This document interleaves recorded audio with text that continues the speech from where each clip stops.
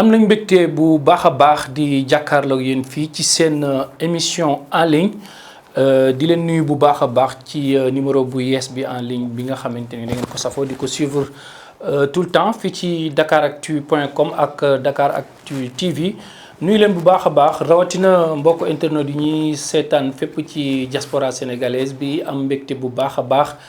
di gis ne yéen a ngi ànd ak ñun ci seen émission politique bi nga xam ne moom la ñu amal fii nga xam ne moom moo di Dakaractu alors numéro bu yees bi nag am naa ci mbégte bu baax a baax di ci dalal sama gan ndaxte dinañ ñëw bu baax a baax ci li nga xam ne moom mooy xëyub ndaw yi rawatina question d'emploi bi nga xamante ni dafa nekk une question qui se pose avec acuité waaye laataa ñuy dugg ci biir débat bi am naa mbégte bu baax a baax di ko dalal Pape Modou Fall gërëm la sant la ci disponibilité ak invitation bi nga répondre ci Dakaractu. voilà merci Badara ñu ngi lay nuyu bu baax di nuyu technicien yi nga àndal. di nuyu ñëpp ñu ñuy seetaan à travers Dakaractu di rafetlu aussi vraiment invitation bi. di ñaan yàlla jàppale ñu ba émission bi aussi ñu am ci réussite quoi. effectivement ci fàttali moom mooy directeur de l'emploi nekk ci ministère de l'emploi et de la formation professionnelle ñu dañ ko également programme bi di xëyu ndaw yi. je pense que su ma juumul président de la république Macky Sall mu ngi ko lancé waan ci weeru avril ci atum 2021 n'est-ce pas. effectivement voilà mais nag dañuy def un peu entorse à la règle dugg ci politique tuuti. soo nga terminé ci emploi. alors lu tax ñu dugg ci politique l'actualité récente gis nañ Aminata Tall bi nga xam ne mu ngi bokk ci mouvance bi. dëkk Diourbel comme yéen di militer foofu noonu. une récente sortie bu mu def. attaqué bu baax a baax président de la république Macky Sall seen chef. parti ne instabilité politique bi am ci réew mi yëpp fan yi moom moo ko waral dem na sax banaan élection yi nga xam ne mooy élection législative yi di ñëw doon na lépp ba mu doon élection alors yéen ngeen nekk moom Diourbel di jàppale président de la République ak Dame Mbodj ministre de l'emploi alors nan ngay ban analyse ngay def ci sortie boobu déjà. voilà merci en tout cas c'est une excellente question. bon mais jërul ma ci sori parce que boo xoolee tey actualité bi gis nañu le ministre comme ni nga ko waxee sànq le ministre Dame Diop di le ministre de l'emploi de la formation professionnelle de l'apprentissage et de l'insertion effectivement nekk coordonnateur u Benno Bokk Yaakaar au niveau de Diourbel ñun ñu jiite tey benn coalition bu ñu woowee coalition républicaine sàmm suñu réew nekk chef de parti Rassemblement pour la vérité dëgg moo wóor dëkk Diourbel effectivement ñu constaté hier que def na sortie bi ministre bi aussi vraiment réagir avec élégance tontu ko avec élégance républicaine wax dëgg yàlla wone ni li mu wax bari na ay njuumte yoo xamante ne ni ñëpp desale nañ ko ci parce que déjà bi ci jiitu mooy code électoral ci boppam moo wax ni y a 2 listes loolu moom je pense que c'est clair il y a une liste de titulaires et il y a une liste de suppléants parce que xam nga boo demee ci Google nga rechercher définition liste xam nga liste suite de numéro la wala de personne mais dès lors que nee nga 1 2 3 ba dem 53 boo commencé waatee ni 1 rek ça veut dire que c'est une nouvelle liste ça c'est scientifique voilà c'est une nouvelle liste kon donc il y a la liste des titulaires mais aussi il y a la liste des suppléants donc ce qui veut dire que bu nee mënuñu leen benn liste la mënuñu leen di y a ay erreur parce que la définition même d'une liste wane na ni loolu 2 listes la parce que benn bu ci nekk numéro 1 la tàmbalee kon mën nañu éliminer liste titulaire comme mën nañu éliminer liste suppléant je pense que gënul xam droit les sages du conseil constitutionnel kooku loolu njuumte bu njëkk la beneen njuumte bi ci topp mooy bu nee le président de la république est responsable alors que ñi juum ñoom ñoo def seen propre erreur ci seen ay investiture ni ñu defar seen ay liste yaakaar naa ni njuumte bi ci ñoom la dëkk j'ai dit quelque part que est-ce que tey bu ñu valider woon la liste de Benno Bokk Yaakaar valider les listes de Benno Bokk Yaakaar valider aussi les listes de Yewwi Askan Wi ñu valider seen ay listes comme ni ñu valider yeneen coalition yi existé bokk gis-gis naataange et cetera Aar Sénégal est-ce que kon ñoom dinañ génn duñ génn kon danañ préparer seen campagne parce que ils se disent qu'ils sont majoritaires donc dès lors que li ñu invalider seen liste moo tax ñu génn kon il faut ñëpp comprendre ni seen ay propre intérêt la ñuy xeex c'est des intérêts purement politiques kon njuumte bi ci seen camp la parce que ñoom ñoo investir ku am moins de 25 ans te Sénégal kenn mënu fee nekk député bu fekkente ne da nga am moins de 25 ans muy njuumte bu njëkk ñu ne leen am ngeen possibilité substituer remplacer ñu remplacer waat par ku nekk déjà ci seen ay liste te remplacer wuñ ko ça veut dire que déjà kon y a erreur mais loolu moo tax seen la liste est incomplète loolu du sa njuumte du sama njuumte du njuumte président de la république Macky Sall seen propre njuumte la comme seen propre njuumte la nañ ko assumer kon ñun Benno Bokk Yaakaar ni ñu assumer suñ propre njuumte mooy respecté wuñu parité bi ci suppléants yi ñu écarté leen ni ñu écarté ñeneen ci parrainage ñeneen ñu écarté leen ci leneen kon je pense que def na erreur def na njuumte parce que li mu wax dara nekku ci du point de vue technique du point de vue droit du point de vue politique li mu wax noonu mënul nekk c'est pas possible kon président de la République n'est en aucun cas responsable de cette situation parce que ñiy xeex li tax ñuy xeex mooy seen liste lañ invalidé et effectivement léegi beneen dimension bi wax nga ko moom nekkatul électeur Diourbel c'est important depuis quand ça depuis plusieurs années bien avant 2019 transféré na votam c'est une dame que je respecte beaucoup mais Yoff lay voté loolu Sénégal yëpp xam nañ ko génnoon na ci schéma politique gu Diourbel depuis plusieurs années. mais elle a sa base quand même à Diourbel. am nañu peut-être mën naa am ñoo ko fay jàppale. mais en tout cas man j'ai participé aux élections locales kenn gisul fu mu wàccee ci terrain wàccul ci terrain campagneul politiqueul. et est-ce que yow ak Dame Diop bi nga xam ne yéen a nekkoon foofu noonu jiite mbili vous l'avez impliqué au point que mu wàcc war na mën a nekk ci terrain. bon xam nga politique. képp ku jóg ni da ngay jàppale président de la République. ci combat bu muy mënee jërul ñu lay woo pour naan la jógal wàcc ci terrain bi liggéey. d'autant plus que moom yaakaar naa ni li ko président de la République defalu ko ma Samba defalu ko ma Demba defalu ko keneen ak keneen ak keneen.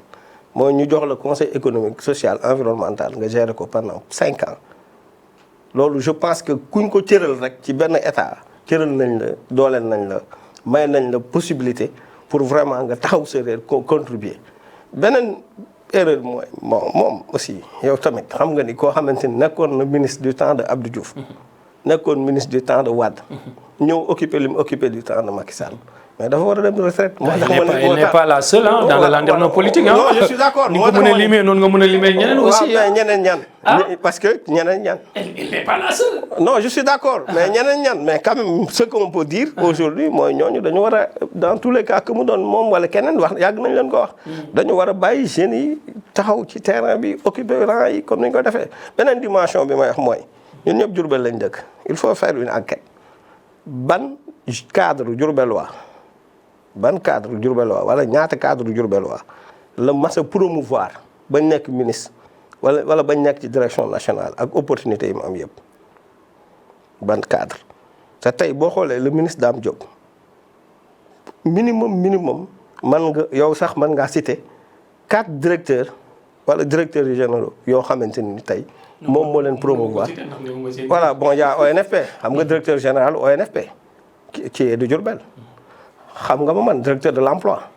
yàlla directeur de l'insertion xam nga ko directeur des examens au concours du ministère de l'emploi xam nga et cetera ñooñu ñëpp ce sont des Diourbellois te moom moo leen promouvoir wax dafa mel ni Aminata Tall li mu ne ci kii bi yëpp ay intérêt personnel am rek. voilà moo tax mu génn man daal li ma jàpp mooy xam nga temps yële dañu doon am meew Gloria et cetera Gloria bu périmé daal la pour fermer cette fenêtre Gloria bu périmé la amulatul président Macky Sall benn njariñ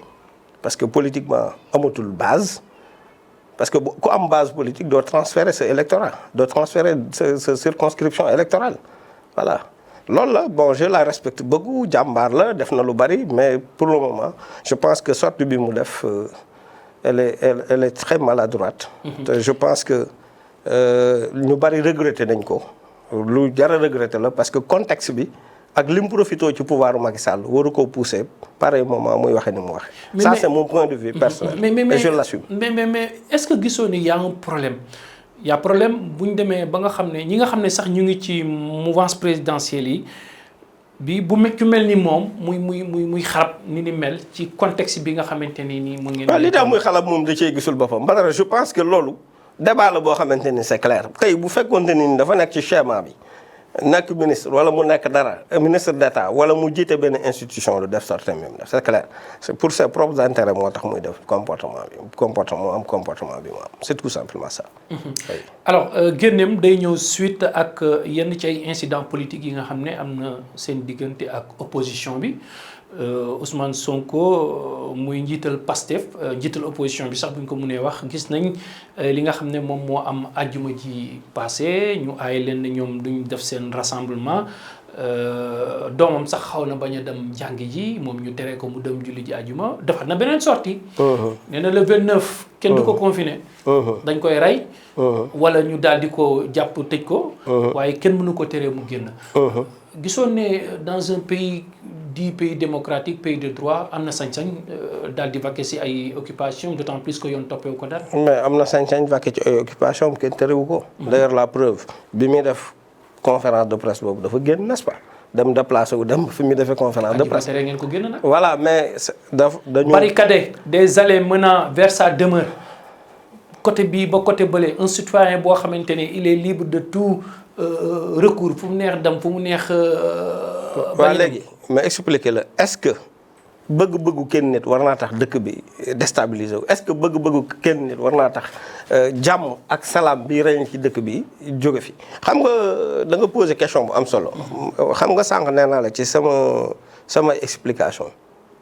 il faut nit ñi comprendre citoyen sénégalais yi ñëpp il faut sénégalais yëpp comprendre situation bi lan moo ko indi xam nga mbir da ngay comprendre lan moo ko indi xam nga li ko indi wax naa la ko sànq li ko indi mooy seen liste tutélaire moom la ñu invalidé te contradiction bi ci am mooy depuis plusieurs mois depuis élection locale yi ñoom dañu doon réclamer ni ñoom ñoo am majorité bi te dañoo war a indi cohabitation n'est-ce pas mais bu amee majorité war a indi cohabitation que ñi nga investir say liste nekk Massamba Mandoumbe wala Pathé wala Kumba et cetera d'autant plus que am nañ droit am nañ possibilité bokk ci élection yi mais lan moo leen war a teree xeex dem ci population yi waxtaan ak ñoom pour ñooñu majorité bi ñu woote wuy si leen ñu gagné ça ça aurait été plus cohérent entre nous ça aurait été plus cohérent bruit du am kenn du génn kenn du taal dara kenn du xeex kenn duñu rey kenn te bu boobaa li ñuy wax sénégalais yi ñëpp jàkkaarloo leen ci bët ni leen nous sommes majoritaires bu boobaa sénégalais yi danañ leen ko exprimer parce que dans tous les cas yow yaay voté man ak kii ñooy voté kenn ku nekk boo duggee ci mbañ gàccam yaa xam ki ngay voté. kon je pense que dans une démocratie il faut nit ñi accepter que peuple bi mooy tranché te élément bi permettre nit ñi am naa mbooloo wala tranché élection kese la. c'est le peuple est souverain. waaw élément de mesure bi moom. ci politique élection la. amul leneen xam nga sa tey di nga seen ko rassembler des millions d'individus rappelé wu nga kaaw président Abdoulaye Wade. des millions d'individus. mais terewul bi élection ñëwee li mu rassemblé woon moom gisu ko ainsi de suite c'est pas les rassemblements yi nga ñoo am solo li am solo mooy citoyen sénégalais yi kan lañ jox bopp kan lañu voter. moi je pense que ñoom plutôt dañu waroon nekk ci dynamique boobu. dynamique boobu bu ñu ci nekkoon li ñu wax ñoom ñu gëm ko gëm ni ñoo am majorité. bi ñu génnee ci élection locale yi dem ci Sénégal yi jëm leen a convaincre pour ñu voter seen liste boobu moo ëpp solo téeméeri junni yoon li ñuy def parce que loolu moo leen di permettre ñu mën a xam ni démocratie am na Sénégal. parce que li koy wane mooy Dakar ku fi gagné mais ñoom ñoo gagné Dakar. capitale presque toutes les voilà grandes ñoom ñoo gagné capitales. capitale ñoom ñoo gagné Dakar ñoo gagné Ziguinchor Fane. kon loolu ñuy wax ci démocratie Sénégal am na parce que heure bu élection amee citoyens yi danañ génn exprimer wu électeurs yi danañ génn exprimer wu. donc expression boobu il faut ñu bàyyi Sénégalais yi élection législative yi ñu génn exprimer wu. ki ñu choisir ñu xam ni moom lañ choisir maintenant moom nag bu doonee en dehors de tout ça dafa am calendrier personnel am wala mu am agenda personnel wala stratégie politique personnel am boo xamante ni xam na ni mënul gagner niveau national xam na ni mënul gagner ci réew mi parce que réew mi pour nga gagner fi il faut nga am benn ancrage bu am doole am def maillage bu rëy de telle sorte que di nga mën a gagner localité yu bari pour mën cee génn. je donne l'exemple du président Macky Sall xam nga président Macky Sall dans tous les cas le Matam du ko xëccoo kenn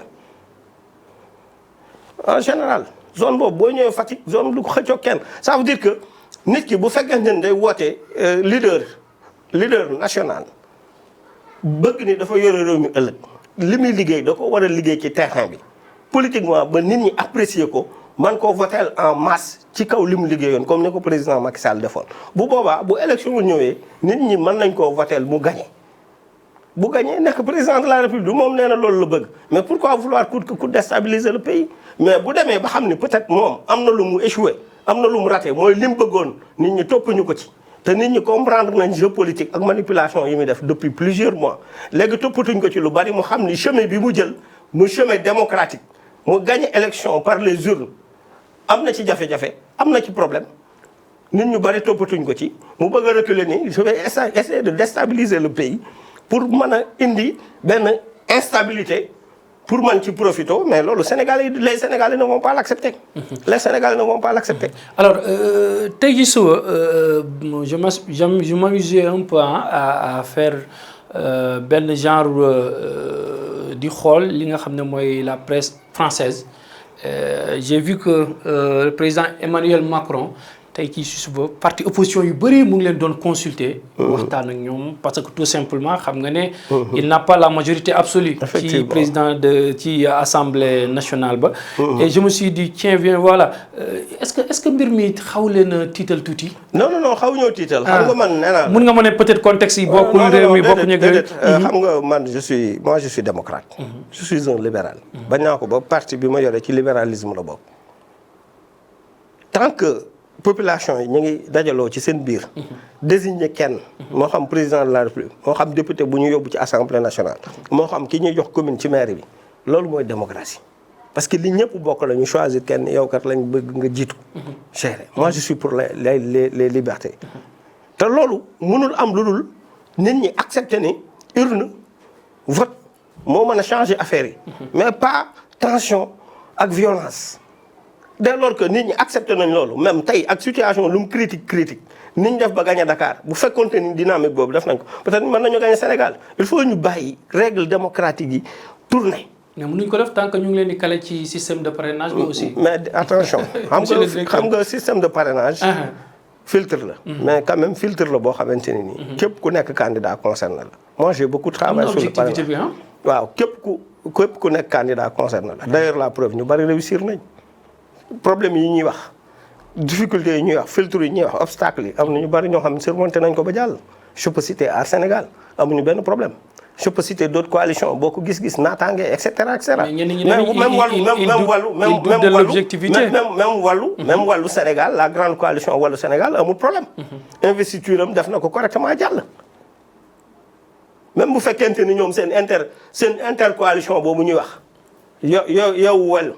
wàllu amul benn problème parce que liste am jàll na liste proportionnelle am titulaire comme suppléant jàll na mais ñoom ñoo am problème parce que ñoom problème bi ñu am seen ay propre erreur la ci seen ay investiture il faut ñu accepter loolu c'est-à-dire sénégalais il faut ñu jàkkaarloo bët ak bët ñu waxante dëgg ñii liñ nekk du yoon du dëgg du yoon parce que li tax du dëgg du yoon mooy seen liste lañ bloqué parce que ñoom ñoo def seen ay erreur nañ ko accepter léegi ñu dem ci combat bi ñoom yeeyu wàllu lañ nañ wut majorité à l'Assemblée mooy li ma la wax sànq. pour répondre à sa question bi nga wax. ñoom nee nañ cohabitation mën naa am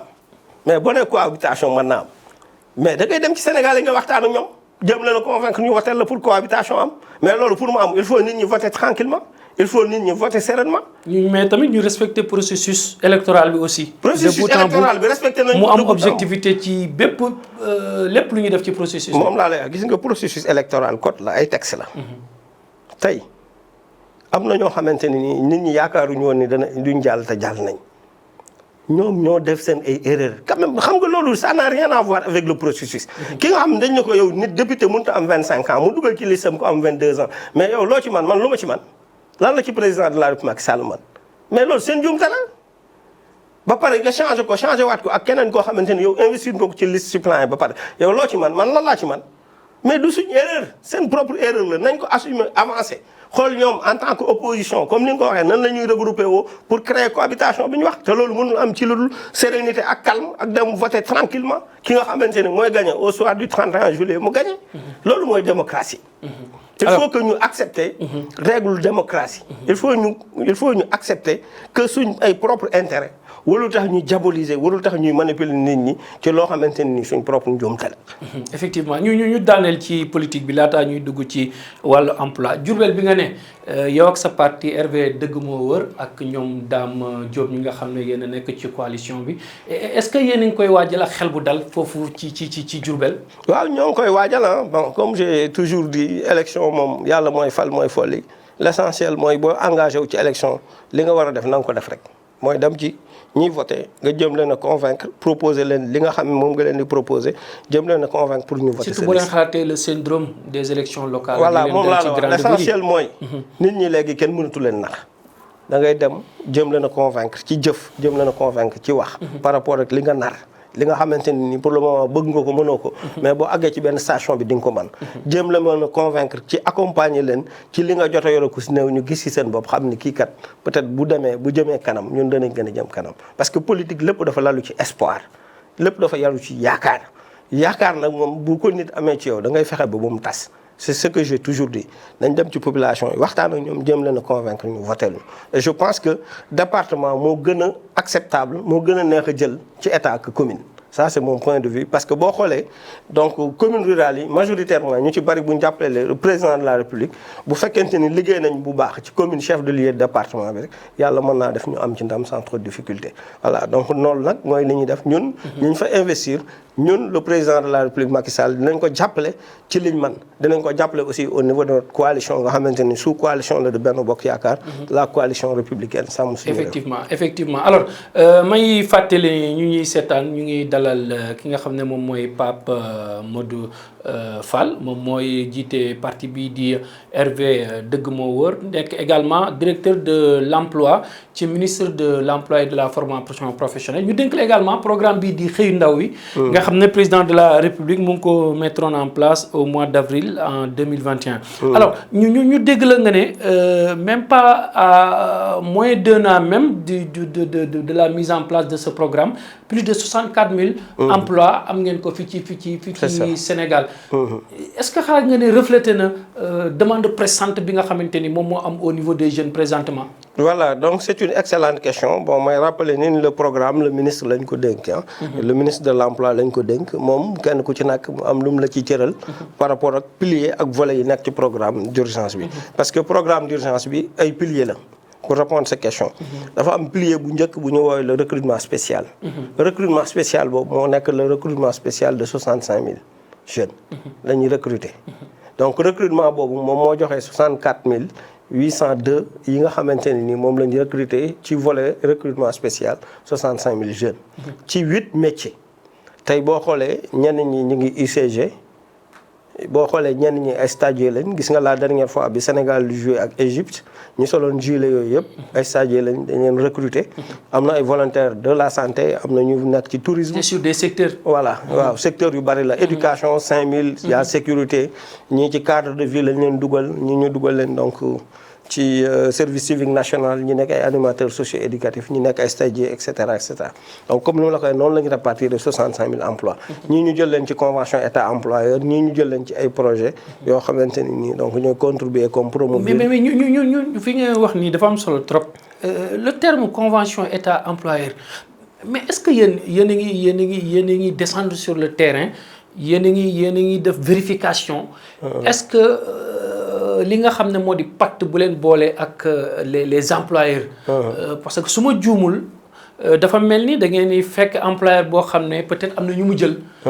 ngeen am loo leen def par rapport ak ñoom ni ñu leen di rémunérer. est-ce que yéen a ngi vérifier def constat que réellement que ñoom ñu ngi dëppoo ak charte yi nga xamante ni peut-être yéen ñoom ngeen leen di tegal employeur. waaw bon ñi ngi def contrôle mais boo xoolee.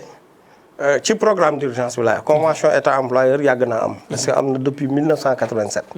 voilà ñëwaat 2000 ñu modifié waat ko dernièrement bi ñu lancé programme d'urgence bi njiitu réew mi modifié waat ko daal ni nañ ci dugal ay secteurs yu ci bokkul woon parce que convention état employeur stagiaire kese la concerné woon moo stagiaire dafa am décret bu koy régir mooy ki jàng ba am diplôme ki jàngul ba am diplôme concerné wu ko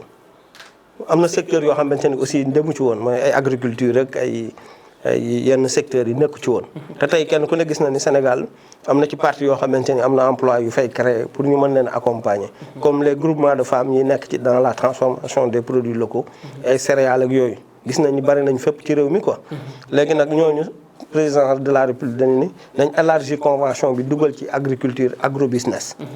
ba pare aussi ñu élargir ko au lieu ñuy def stage seulement ñu def ay contrats à durée déterminée de 2 ans des CDD pour que l'emploi soit plus décent et durable donc loolu ay changement la yu ñu ci indi loolu la tax d'ailleurs boo xoolee y a de très grandes entreprises yoo xamante ni nii kenn dutewul seen crédibilité yu ñëw adhéré ci convention état employeur pour gën a mën a consolider d'abord ay emplois yi ñu am mais aussi gën a mën a jëlaat ay jeunes yoo xamante ne ay stagiaires parce que dafa am ñaari dimension yu ci nekk dimension bu njëkk bi mooy consolidation dañ jóge ci Covid jóge ci situation difficile n'est-ce pas nga xamante ni employeurs yi le secteur privé national. ñi employé bëgg nañ ku leen accompagner ci. ñu dem ci relance voilà économique pour ñu dem ci relance économique bi ak ni ñu téyee seen ay employés. donc ñi nekkoon ci précarité ñun leen da ngeen leen di defal ay CDD. ñi amoon CDD ñun leen bu ngeen leen mënee transformer CDI transformer leen CDI. ça veut dire que dañuy jël en charge basculement de CDD vers CDI. jël en charge basculement des contrats de stage vers des CDD.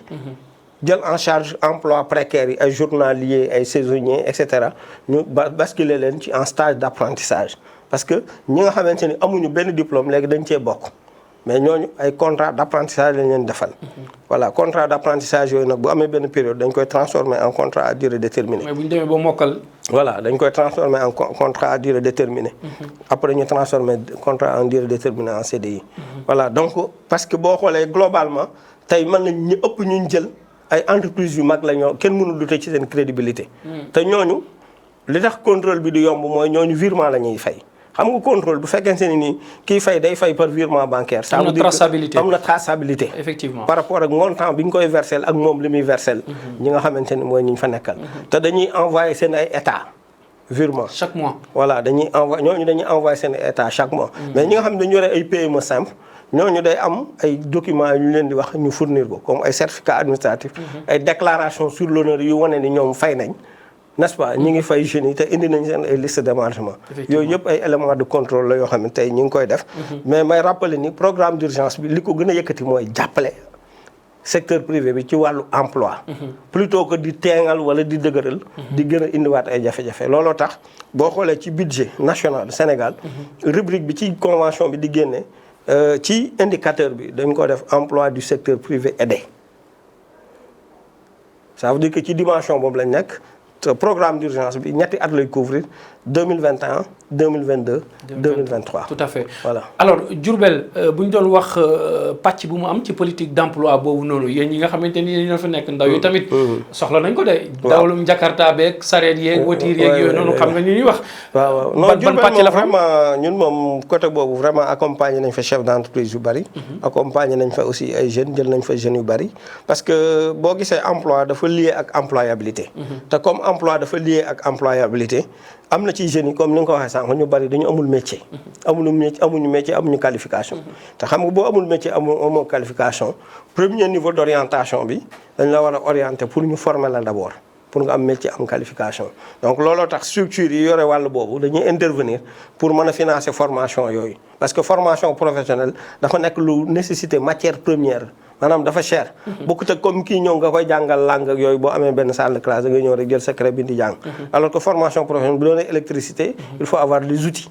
di def ay tests di yàq affaire yi di yàq ngay jëndaat ay éléments ak yooyu. donc kon je pense que loolu ñooñu il faut ñu tàggat leen. moo tax ñuy wax des certificats professionnels de spécialité. boo xoolee donc y a 3FPT buy def communication ci loolu pour wax jeunes yi nañ dem bindu au niveau des pôles. parce que programme d'urgence bi dafa am réforme yu mu àndal. te réforme bi ci ëpp solo mooy la création des pôles emploi et entrepreneuriat pour les jeunes et les femmes au niveau des 46 départements. tey département boo dem territorialiser nañ. le service public de l'emploi mais territorialiser aussi les services qui tournent autour de l'emploi def guichet unique. dans les régions départements yooyu. 46 départements. donc ce qui fait que léegi jeune bi nga xam dafa soxla liggéey wala mu soxla formation wala mu soxla financement. day dem ci guichet bi rek mu bindu le pôle emploi bu bindoo comme ni ñu ko defee dernièrement dañuy toog ba ci yàgg temps yi 72 heures la ñuy def d'ailleurs à partir de jeudi département Dakar la ñuy def 72 heures def nañ Pikine def Kër Massar dañuy traité demande yi fa nekk yépp def entretien ak jeunes yi fa mas a bind ci pôle bi yépp ñu xool ñan ñoo soxla financement d'ailleurs ñëw sur place durant les 72 heures exploiter affaire bi ñeneen ñi structure yi yore wàllu formation ñëw sur place ñun direction de l'emploi ak direction insertion ñeneen ñi ak ay SONOP service national d'orientation professionnelle ñëw sur place ñu xool jeunes yi orienté leen ñu war a dugg convention état employeur parce que emploi salarié lañ soxla ñu dugal leen ñu war a am financement dem vers auto emploi ñu boole leen ak DER mu financer leen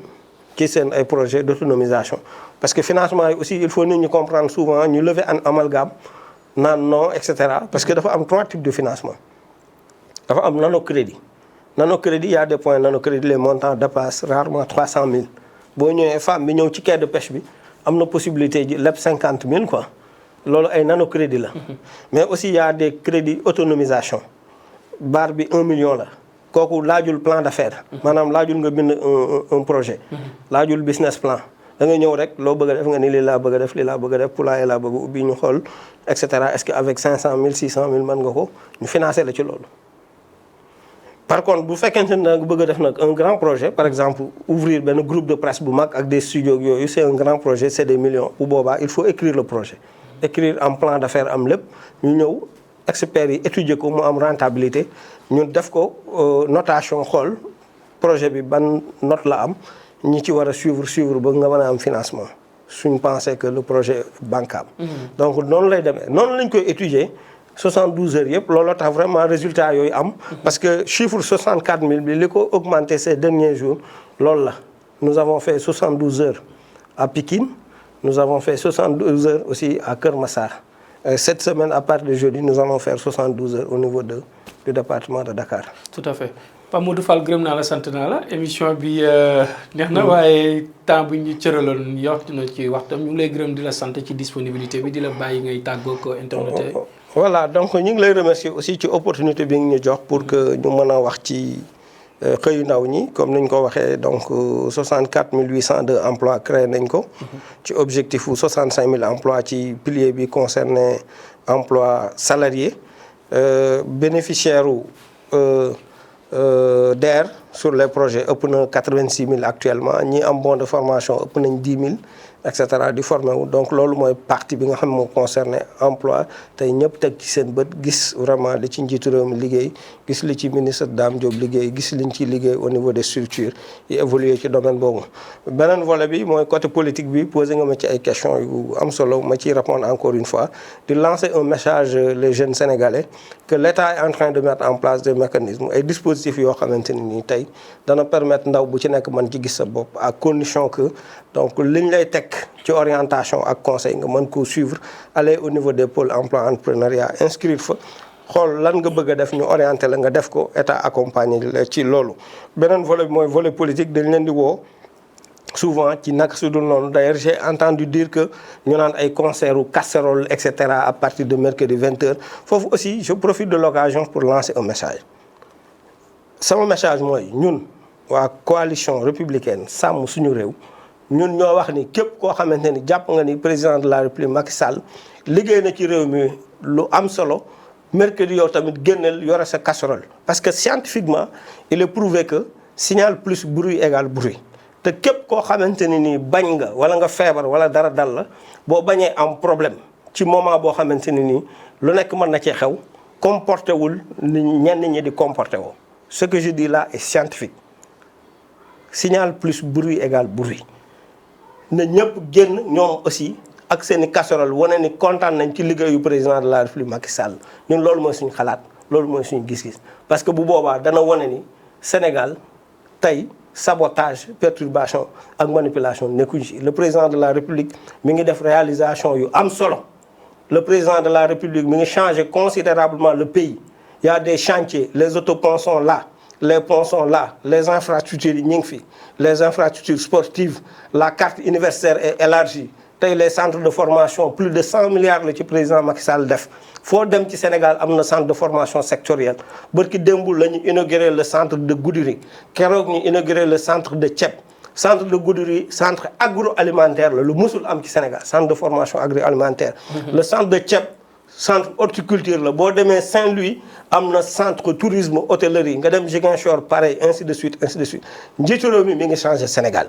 kon képp koo xamante ne pour sa intérêt personnel yaakaar nga ni mënoo gagner par les urnes tax ngay manipuler Sénégalais yi pour woo leen vers la violence nañ bañ nañ suivre président de la République parce que logique bi mu nekk le chemin bi mu ñu proposé vraiment c'est un véritable chemin de développement comme ni mu ko waxee yoonu yokkute la mais buñ topp kenn ci loo xamante ni day déstabiliser réew mi ndax ay du yam ci bopp borom message bi ñuy lancé loolu la concert casserole la ñu wóor concert casserole la pour éviter le bruit na kenn ku nekk yore sa casserole tëgg. Sénégal gépp ñëpp yore seen casserole tëgg wane ni bëgg nañ ci président de la République. damay ragal bu ñu ci génnee justifié yi jàppee Sénégal yëpp en tant que ay tapage ñuy def tapage nocturne ak yooyu noonu quoi gërëm ko sant ko may fàttali ne moom moo jiite parti bi di RV dëgg moo wóor nekk ci mouvance présidentielle moom base politique am nekk ci région bu Diourbel moom mooy également directeur de l'emploi nekk ci ministère de l'emploi et de la formation professionnelle gërëm également techniciens yi nga xam ne ñoom ñoo ma dimbale woon ci préparation ak réalisation numéro spécial bi nga xam ne moom mooy seen émission en ligne gërëm ko sant ko gërëm leen bu baax a baax yéen émission yéen internautes yi ñuy seetaan fii ci Sénégal rawatina si diaspora bi jox leen dig daje fan yi ñu ñëw ak beneen politique d'ici là comme ni ma koy waxee rek l'information continue sur la référence Dakaractu merci beaucoup